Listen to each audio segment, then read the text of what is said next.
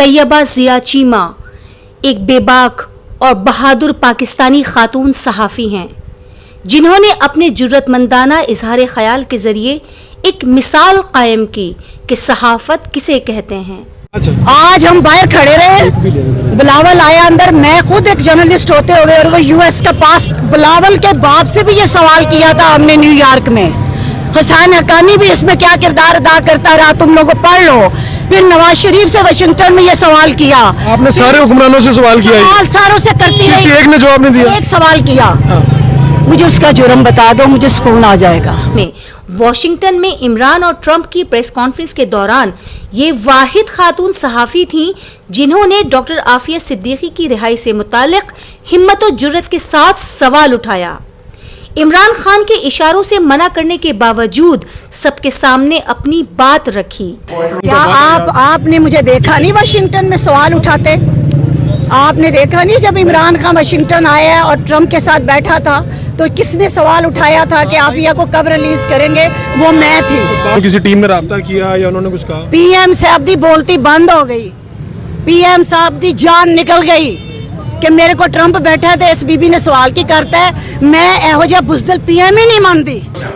Prime minister of Pakistan, میں پوچھنے لگی، one question please, Tayyaba Zia from نوائیبک Pakistan, will you raise the voice for Dr. Afia Siddiqui?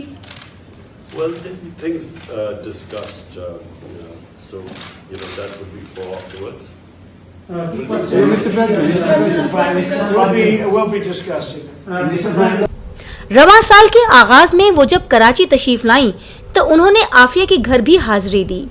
Aafia Siddiqui کی ہمشیرہ اور ضعیف والدہ سے ملاقات کی۔ بیکاز عافیہ کے اوپر جو مقدمہ چلایا اس میں دہشت گردی کا بلکہ آن ریکارڈ یہ کہ she is not being tried, یوری کو جو وہ دیا گیا اس میں یہ کہ she is not being tried for terrorism, she has no connections with Al Qaeda, the Taliban اور any other terrorist organisation. Clear کر لو پاکستانی عوام، میں پنجابی چ بھی تانوں ایک گل دس دیاں کہ کلیئر کر لو کہ وہ دہشت گردی دا او دے تے مقدمہ چلیا ہی نہیں، تو جدو ایک پھڑی نہیں گئی، ایک پکڑی نہیں گئی دہشت گردی پہ، کہ اس پہ الزام کیا ہے، اسے 86 سال کی قید کس جرم میں دی گئی۔ عافیہ کو فوری طور پہ وطن واپس لایا جائے کیونکہ وہ پاکستانی شہری ہے اور اسے پاکستان کی سرزمین سے اغوا کیا گیا، یہ جرم ہے پاکستان پہ۔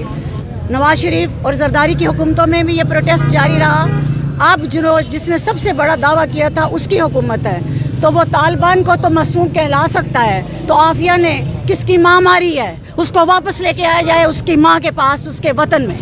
امریکہ کی جیلوں سے کرونا وائرس کے پازیٹیو جو قیدی ہیں انہیں رہا کیا جا رہا ہے، پوری دنیا میں کرونا کی جیلوں میں پھیل چکا ہے، قیدیوں کو رہا کیا جا رہا ہے۔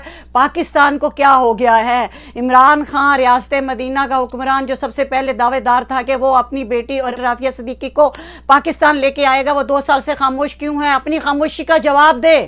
اس سے پہلے کہ کرونا وائرس میں یا کسی وجہ سے وہ مر جائے، بڑے موقع ضائع کر دیے ہیں، قیدیوں کے تبادلے کا موقع ضائع کر دیا ہے، ہیومن رائٹس کے بیس پہ اس کو نکالا جا سکتا تھا، ابھی بھی پے رول پہ باہر لایا جا سکتا ہے۔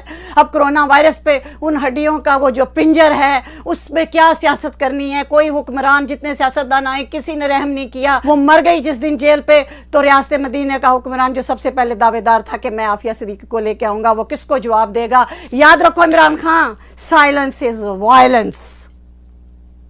It is my challenge, not only to every single person on the face of this planet Earth, but also if there's any civilization on any other planet, it's my challenge to them as well, that Islam is the best savior and protector for women.